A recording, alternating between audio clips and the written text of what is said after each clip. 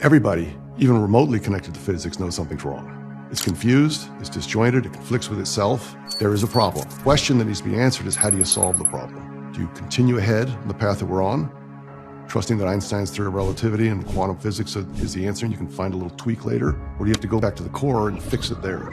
We've learned a lot over the last 100 years. We have piles and piles and piles of theories that were put in place to basically put fingers in the dike of a failing model. It's not unlike what happened back in 1650, when telescope technology began to advance to a point where people outside of the mainstream scientists, outside of the Catholic Church, could observe the orbits of planets. All of the mainstream scientists, the best and the brightest, back in 1650, learned that the Earth is the center of the universe. That was an unimpeachable fact. So they start coming in with all of these really bizarre observations about the movements of planets. The Church tossed it over to the mathematicians and said, make sense of this. And they ended up with this incredibly confused model with the Earth at the center, the sun doing retro orbits and the moon's doing retro orbits and things reversing in orbit. Brilliant mathematical work.